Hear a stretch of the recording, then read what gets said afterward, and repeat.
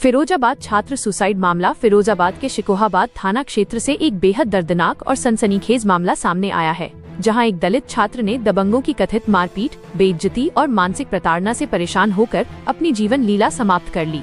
मामला थाना शिकोहाबाद क्षेत्र के नगला विलोटिया गाँव का बताया जा रहा है। मृतक युवक द्वारा छोड़े गए सुसाइड नोट ने पूरे इलाके में हड़कंप मचा दिया है। बताया जा रहा है कि युवक एक लड़की के बारे में जानकारी लेने के लिए उसके घर पहुंचा था।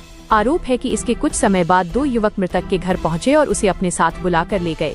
परिजनों के मुताबिक वहां युवक के साथ बेरहमी से मारपीट की गई।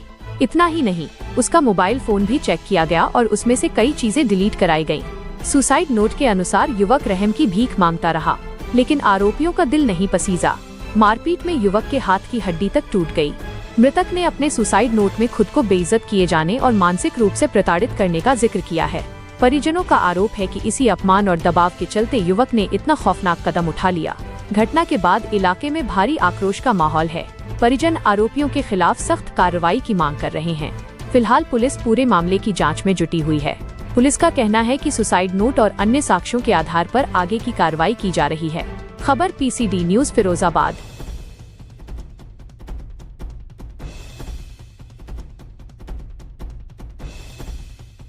बेटा क्या नाम है आपका?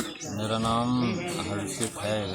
नहीं, क्या पूरी घटना हुई है आप मुझे बताएं। पूरी घटना, दो लड़के आते हैं, पहले उससे पूछते हैं कि भाई ज़रा बाहर चल, मुझे कुछ बात करनी है। तो वो बोलता है कि नहीं, जो भी बात है वो यहीं पे बता दो, ऐसे ऐसे। उसने बोला कि नहीं ज़रा चल, तो थोड़ा सा काम है बाहर। तो वो दिन फिर बाहर लेके जाते हैं उसको। दो लड़के थे लाइब्रेरी के, एक का नाम क्या नाम था लाइब्रेरी का? लाइब्रेरी का नाम है RM library, hotel luxury RM library. Then फिर उसको बाहर लेके जाते हैं। सो उससे पूछते हैं पहले उससे कि उसकी बिरादरी क्या है। ऐसा उसने मुझे बताया। उसने बताया कि मेरी SC बिरादरी है, जाटा हूँ मैं।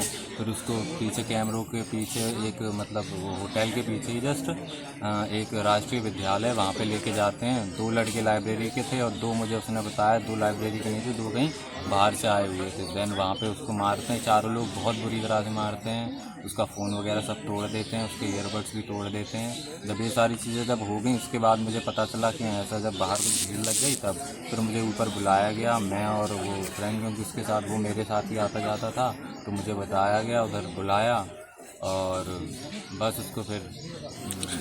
घटना क्यों हुई है? आखिर उस लड़के को क्यों मारा? कोई पुराना विवाद था या कुछ और बात थी इसमें? आप तो उसके दोस्त हो।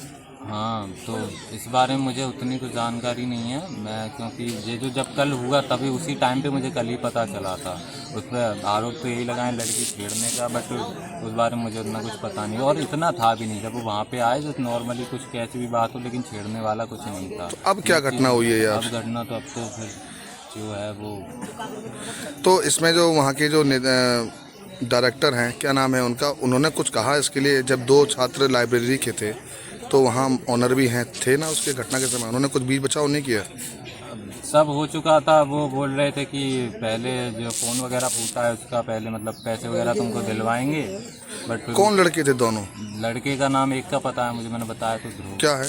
ध्रुव नाम है उसका। कहाँ रहता है ध्रुव? आई थिंक आवास विकास कॉलोनी, वहाँ पे रहता है, वहीं की आए। वो लड़की भी थी, वो मुझे भी कल ही उस बारे में पता चला।